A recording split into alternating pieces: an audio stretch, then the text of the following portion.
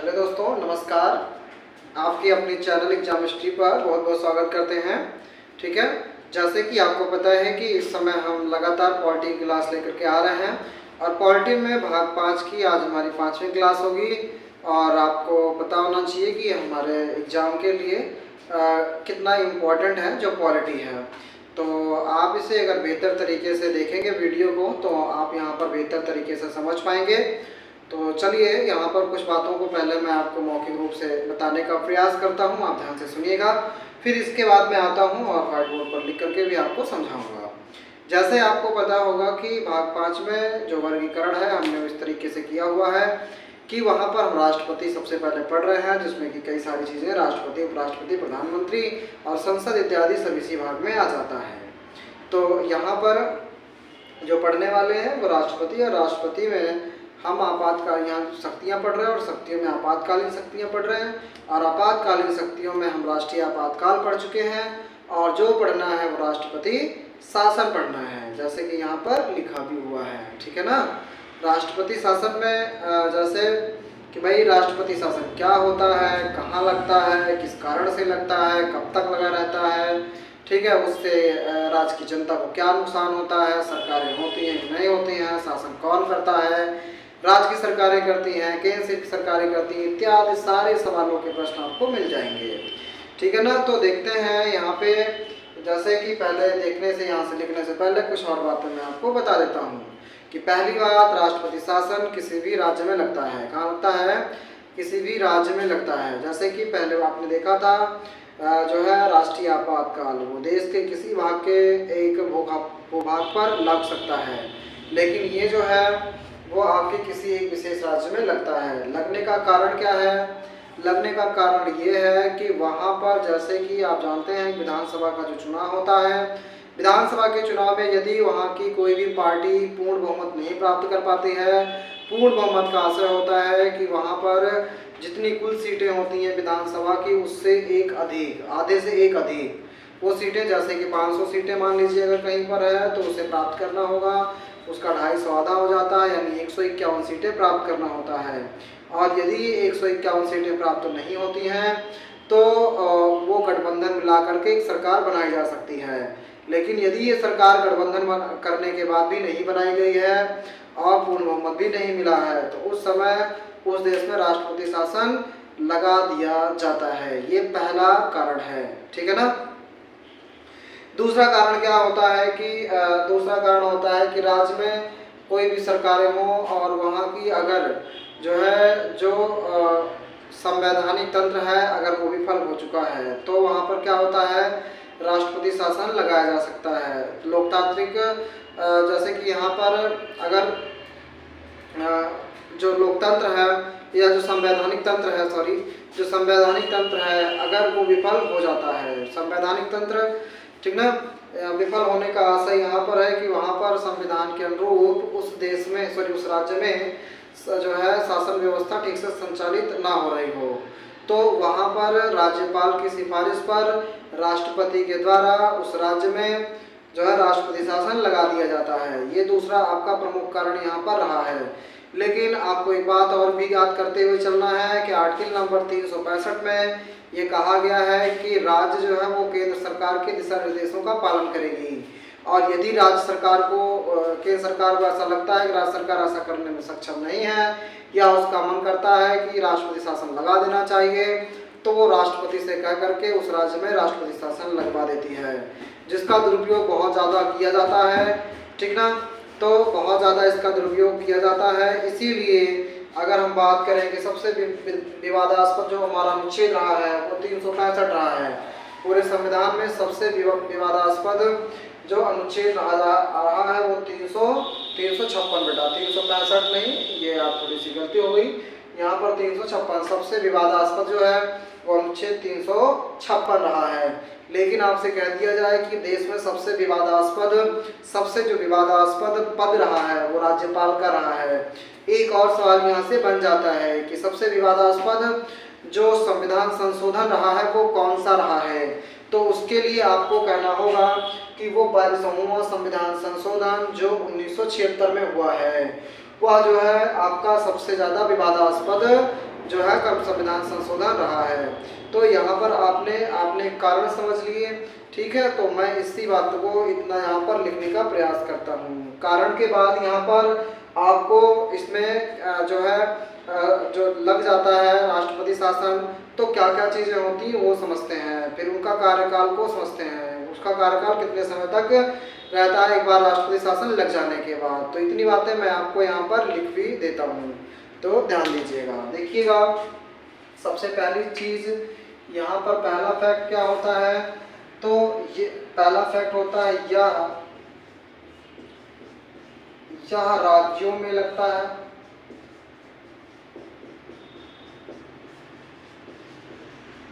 यह राज्यों में लगता है, पहली बात। दूसरी बात, 356 अनुच्छेद, या ऐसे लिख देता हूँ, अनुच्छेद 356 संविधान का सबसे विवादास्पद, संविधान का सबसे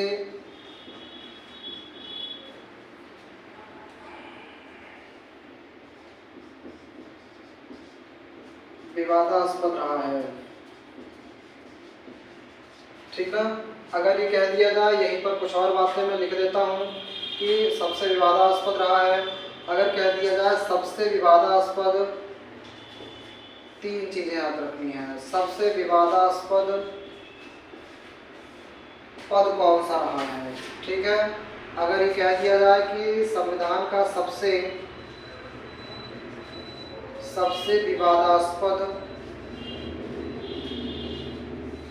विवादास्पद संविधान संशोधन कौन सा रहा है, संविधान संशोधन, तो इन दोनों के आंसर यहाँ पर देख लीजिए क्या क्या होता है। तो यहाँ पर तो लिख देना कि राज्यपाल का पद, राज्यपाल का पद होता है। अगला यहाँ पर संशोधन की बात करें तो 42वां संविधान संशोधन, कॉन्स्टिट्यूशन अमेंडमेंट, ठीक ना, 1976 में जो हुआ है। तो ये बातें याद रखना है। अब यहाँ पर समझते हैं कि राष्ट्रपति शासन, ठीक ना, राष्ट्रपति शासन लगने के कारण, राष्ट्रपति शासन लगने के कारण, ठीक है।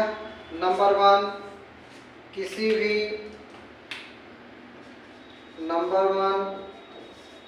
भी राज्य की या के विधानसभा, हमने लिख दिया है VS, यानी विधानसभा के आम चुनाव में पूर्ण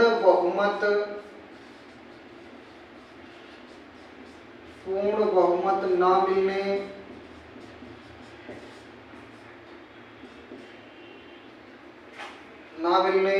या गठबंधन करके सरकार ना बनाने पर, या गठबंधन करके सरकार ना बनाने पर, ठीक है। ये बेटा आपका दूसरा कारण है। आई थिंक आप समझ पाए होंगे, ठीक है। तो यहाँ पर पहला कारण था, ये आपका यहाँ पर दूसरा कारण। मैं पहला कारण एक बार आपको पुनः समझाता हूँ, ध्यान से समझिएगा। मान लीजिए कि अगर किसी राज्य में चुनाव होता है और वो विधानसभा का चुनाव होता है, विधानसभा मतलब बेटा विधायकों का, ठीक ना, जैसे किसका, विधायकों का जब चुनाव होता है तो जिनको जनता चुनती है। मान लीजिए कि किसी राज्य में 500 सीट है, 500 सीट में से अगर किसी पार्टी को 251 विधायक नहीं बनते हैं या 251 सीटें कोई पार्टी नहीं जीत पाती है, तो वहाँ पर क्या होता है, तो कोई सरकार का गठन नहीं होगा। लेकिन सरकार गठन होने के लिए जो अन्य पार्टियों के साथ अगर वो गठबंधन करके, दो पार्टियां आपस में मिल करके दो पार्टियां आपस में गठबंधन करके यदि सरकार बनाना चाहती हैं तो भी उनको स्वागत होता है और वो सरकार बना सकती हैं। लेकिन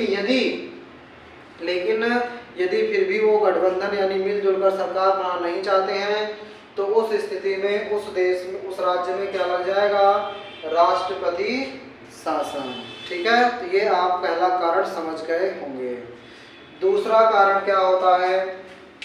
दूसरा कारण होता है राज्य का संवैधानिक तंत्र। राज्य का संवैधानिक तंत्र विफल होने पर ये बात भी आप समझिए। राज्य में संवैधानिक तंत्र विफल होने पर, संवैधानिक तंत्र का आशय सिर्फ यहाँ से इतना है कि यदि उस राज्य में, जिस राज्य में कोई भी राज्य है, यदि उस राज्य में वहाँ की जो शासन व्यवस्था है वो यदि संविधान के अनुरूप नहीं चल रही है तो संवैधानिक तंत्र को विफल मान लिया जाता है। लेकिन यहाँ पर एक बात और आपको समझना है, वो बात यह है कि अनुच्छेद 365, ठीक ना, अनुच्छेद 365 यानी कि अगर मैं बात करूं कि इसके अनुसार एक बात यह है कि इसके अनुसार यदि राज्य केंद्र के निर्देशों पर कार्य नहीं कर रही है,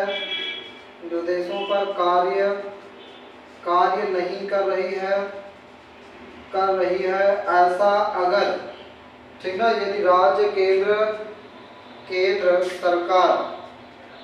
सरकार होगा बेटा, सरकार के निर्देशों पर कार्य नहीं कर रही है तो केंद्र सरकार के द्वारा राष्ट्रपति के माध्यम से उस देश में राष्ट्रपति शासन लगाया जा सकता है।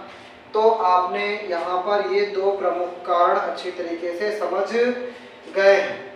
ठीक है, यदि आप इसमें कुछ बातें समझ में नहीं आती हैं तो आप कमेंट करके भी ये बातें हमसे पूछ सकते हैं। ठीक है, हम आपको उसका आंसर जरूर देंगे। अब आ जाते हैं आगे और ये समझते हैं कि देश में यदि जो है किसी देश के किसी राज्य में राष्ट्रपति शासन लगता है तो उसमें क्या क्या होता है, क्या हमारे जो है मौलिक अधिकार हैं, क्या वो निलंबित हो जाते हैं या समाप्त हो जाते हैं, या ना तो निलंबित होता है और ना तो समाप्त होता है।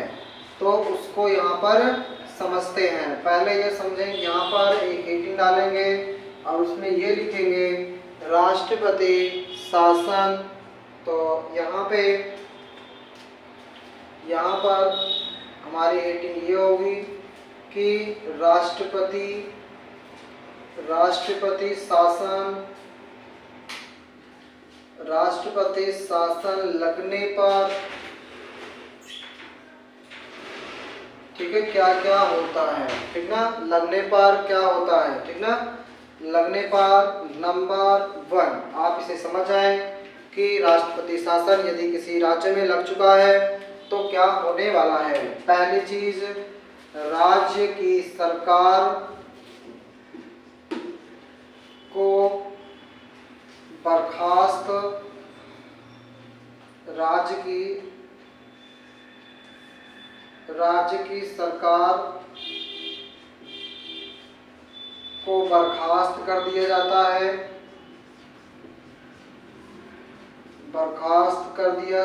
है, पहली बात। दूसरी बात जो इम्पोर्टेंट है वो क्या हो जाती है, दूसरी बात होती है राज्य की विधानसभा को भंग कर दिया जाता है। ये दो प्रमुख बातें आप इन्हें याद रखें कि क्या क्या हो जाता है। राज्य सरकार यहाँ पर बर्खास्त हो जाती है और उस राज्य में जो विधानसभा होती है वो भंग कर दी जाती है। तो दूसरी बात, तीसरी बात भी यहाँ पर समझें। तीसरी बात क्या होती है कि जैसे कि आपको याद रखना होगा, ठीक है, कि फंडामेंटल राइट यानी कि मौलिक अधिकार, फंडामेंटल राइट, ठीक ना। क्या याद रखना है कि बेटा फंडामेंटल राइट का निलंबन, फंडामेंटल राइट का निलंबन नहीं होता है, ठीक है। मैं इसलिए यहाँ पर लिख दिया हूँ क्योंकि जैसे कि आपने देखा था कि राष्ट्रपति शासन में राष्ट्रीय आपातकाल में फंडामेंटल राइट बेटा निलंबित हो जाता था, ठीक है ना। तो ये तो हो गया, लगने पर ये चीज़ें हो जाती हैं। अगली बात आती है जिसे हम समझते हैं थोड़ा सा इंग्लिश में। तो हमारी जो नेक्स्ट हेडिंग होगी, अगर मैं बात करूं कि यहाँ पर बेटा सिफारिश, अगर मैं बात कर दूं कि किसकी सिफारिश पर, ठीक ना, सिफारिश किसकी होती है, जो है राष्ट्रपति शासन के लिए किसकी सिफारिश होती है, तो ये बातें यहाँ पर समझते हैं, ठीक ना। तो राष्ट्रपति शासन की सिफारिश राज्यपाल करता है। कौन करता है? राज्यपाल करता है। ये बात भी आपको समझ में, यानी कि जैसे राज्यपाल सिफारिश करेगा, ठीक है। और एक बात यहाँ पर समझना है कि यह प्रत्येक 15 दिन पर, या प्रत्येक 15 दिन पर राज्य की शासन व्यवस्था को या शासन व्यवस्था की सूचना गृह मंत्रालय को देता है। गृह मंत्रालय को देता है। गृह मंत्रालय का मतलब आप समझ लीजिए, मोदी सरकार का जो गृह मंत्रालय है वो प्रत्येक राज्य का राज्यपाल 15 दिन पर उस राज्य की जो संवैधानिक स्थितियां हैं उसका वहां पर एक रिपोर्ट या सूचना प्रस्तुत करता है, ठीक है ना। तो अब इसमें यदि राज्यपाल के द्वारा ये अनुशंसा कर दी जाए कि इस राज्य की जो संवैधानिक तंत्र है वो विफल हो चुका है, तो उस स्थिति में, ठीक है, कि उस राज्य में राष्ट्रपति शासन लगाया जा सकता है। लेकिन ये जरूरी नहीं है कि राज्यपाल के अनुशंसा पर ही किसी राज्य में राष्ट्रपति शासन लग सकता है। बिना अनुशंसा के भी लगाया जा सकता है, जिसको मैंने कहा आपको कि अभी पढ़ाया कि आर्टिकल नंबर 365 में, आर्टिकल नंबर 365 के अनुरूप जो है अगर ऐसा लगता है तो केंद्र सरकार के द्वारा कहने पर राष्ट्रपति उस राज्य में राष्ट्रपति शासन लगा सकता है, ठीक है बेटा। तो यहाँ पर आपने देखा कि सिफारिश कौन करेगा? राज्यपाल करेगा। तो ये आपको इतनी बातें यहाँ पर समझ में आ जानी चाहिए। अब यहाँ पर हम चर्चा करते हैं कि इसका जो कार्यकाल है, राष्ट्रपति शासन एक बार लग जाने के बाद वो कब तक चलेगा, खत्म भी होगा या नहीं खत्म होगा। तो हम अब उसकी चर्चा यहाँ पर कर लेते हैं कि कितने। अब यहाँ पर मैं बात करूँगा कि राष्ट्रपति शासन का कार्यकाल, ठीक है, कितने समय तक वो लग सकता है।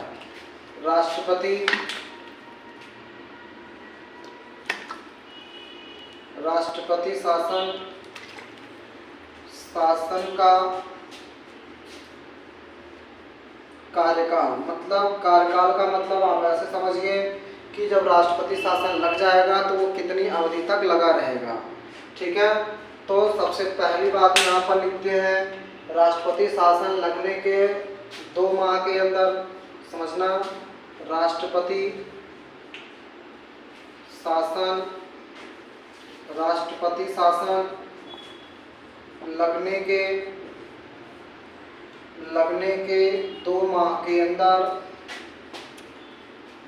संसद से 2 माह के अंदर संसद से अनुमति लेनी होती है। अनुमति, अगर ये अनुमति मिल जाएगी तो क्या होगा? अनुमति लेनी होती है। अगर अनुमति मिल जाती है बेटा तो ये फिर कंटिन्यू 6 माह तक चलेगा, ठीक है। लेकिन 6 माह पूरा होने से पूर्व जो है संसद से पुनः अनुमति लेनी होगी और इस प्रकार से अधिकतम यहाँ पर 1 वर्ष तक राष्ट्रपति शासन लगाया जा सकता है। ठीक है ना। तो यहाँ पर दूसरी बात आपको समझना होगा कि प्रत्येक, या ऐसे लिखेंगे, 6 माह के अंदर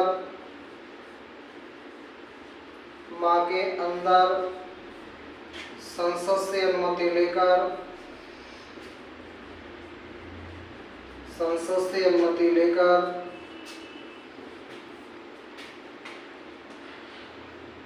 पुनः 6 माह तक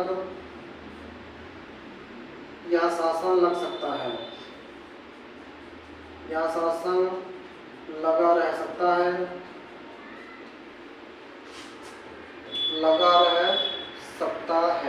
मतलब आप समझना, जैसे कि मान लीजिए जब लग जाए 2 महीने के अंदर संसद से अनुमति, फिर 6 माह तक, फिर 6 माह पूरा होने से पहले फिर संसद से अनुमति, ठीक है, और उसके बाद लग सकता है। लेकिन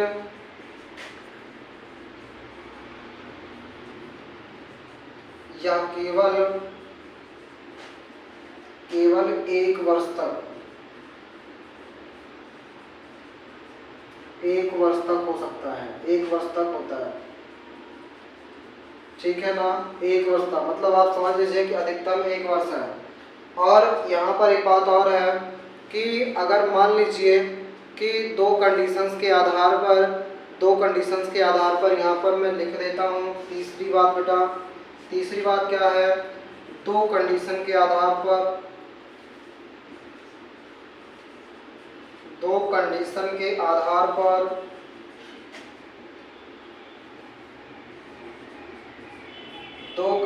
के आधार पर अधिकतम 3 वर्ष तक राष्ट्रपति शासन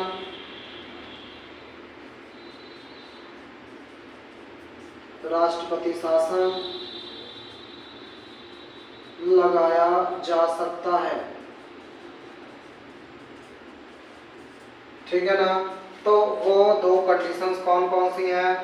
पहली कंडीशन है, यदि देश में,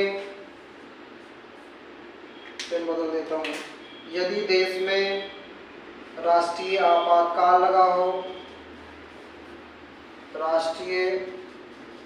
राष्ट्रीय आपातकाल। दूसरी कंडीशन है कि यदि चुनाव आयोग चुनाव कराने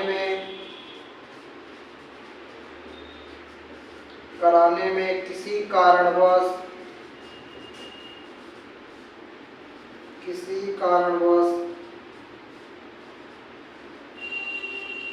सक्षम ना हो, तब ये स्थिति होती है बेटा। ठीक है ना।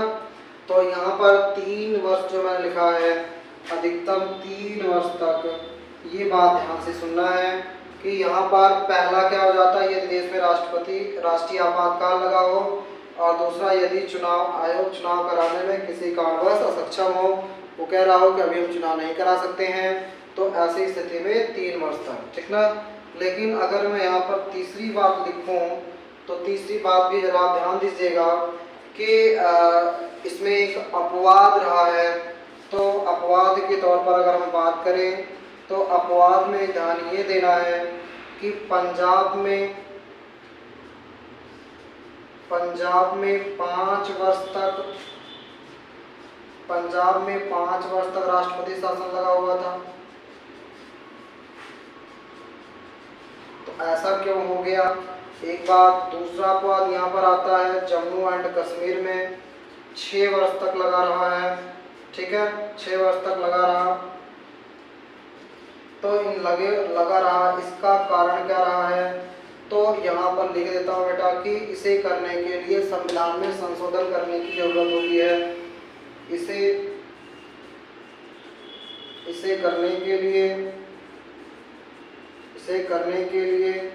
राष्ट्रपति शासन इसे करने के लिए संविधान संशोधन की आवश्यकता होती है।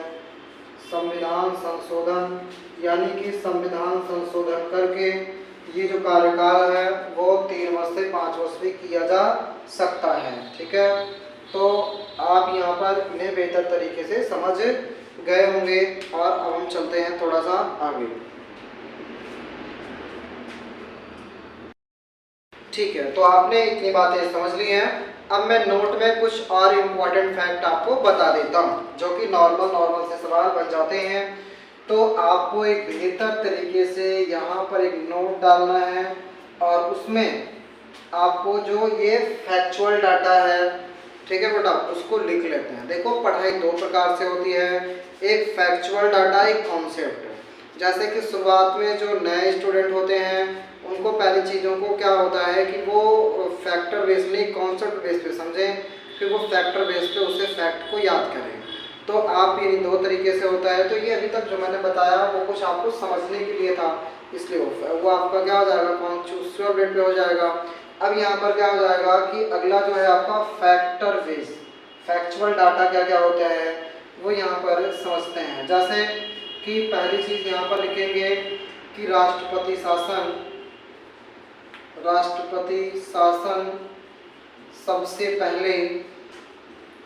सबसे पहले कहाँ पर लगा, सबसे पहले कहाँ पर लगा है?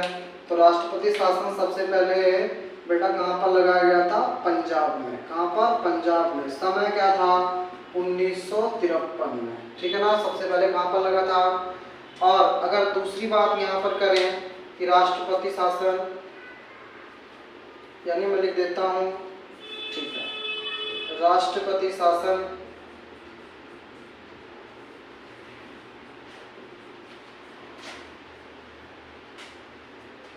सबसे ज्यादा बार कहाँ पर लगा है?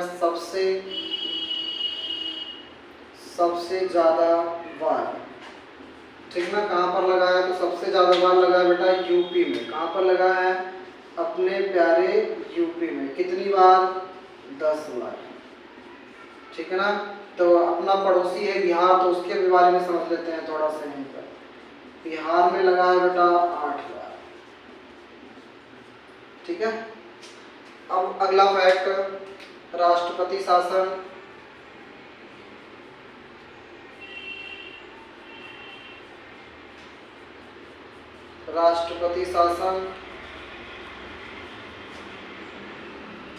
सबसे ज्यादा दिन तक कहां पर लगा रहा है? सबसे ज्यादा दिन तक कहां पर लगा रहा है? तो आपको याद रखना होगा पंजाब में ही। तो मैं इसे ऐसे एरो करके लिखता हूँ, कहां पर? पंजाब में ही। पंजाब में वैसे लगा हुआ है यहाँ पर 5 साल तक। पंजाब में 2000 दिन तक, 2000 दिन कह देना, ये लगभग इसी में आपका आ जाएगा 5 साल। ठीक है ना, ये समझ लेना है। अब ये कह दिया जाए कि राष्ट्रपति शासन अभी तक कहाँ पर नहीं लगा है, तो वो समझ लेते हैं थोड़ा सा। ठीक है ना, कहाँ पर अभी तक राष्ट्रपति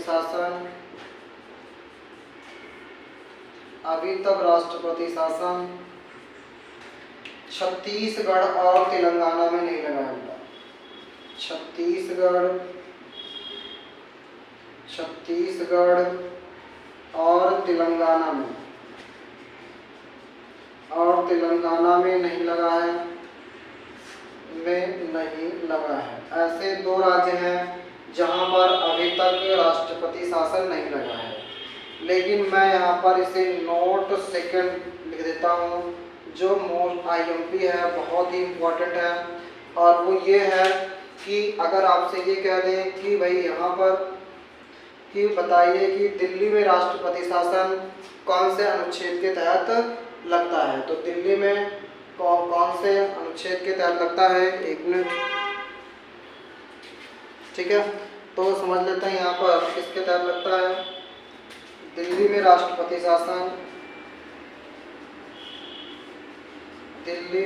राष्ट्रपति शासन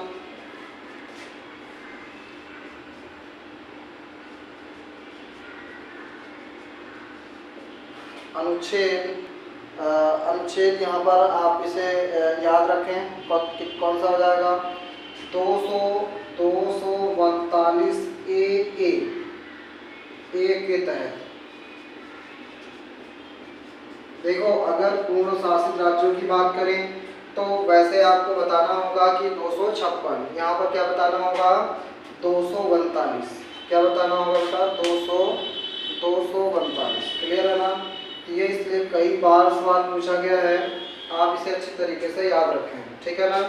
तो यहाँ पर आपका ये समाप्त होता है किसी भी राज्य का राष्ट्रपति शासन। अब आपसे एक छोटी सी बात कहना चाहता हूँ। बात यह है कि अभी वीडियो बेटा शुरुआत है, इसलिए कुछ गड़बड़ियाँ हो सकती हैं कि आपको दिखाई थोड़ा कम दे या थोड़ा समझ में कम आए, लेकिन आपको हमारा थोड़ा साथ देना है और वीडियो पर बने रहना है, और इसमें धीरे धीरे हम अपना सुधार करते ही रहेंगे, क्योंकि शुरुआत हो रही है, तो जो भी दिक्कतें हैं वो धीरे धीरे दूर कर ली जाएंगी। और आपसे निवेदन है कि आप चैनल को सब्सक्राइब करें और लाइक करें, और ये कमेंट ज़रूर करें कि चीज़ें आपको कैसी लग रही हैं, समझ आ रही हैं, नहीं आ रही हैं। तो ये सारी बातें आपको ज़रूर लिखना चाहिए। और इसी आशा और उम्मीद के साथ जो है फिर कल मिलते हैं। बहुत बहुत धन्यवाद।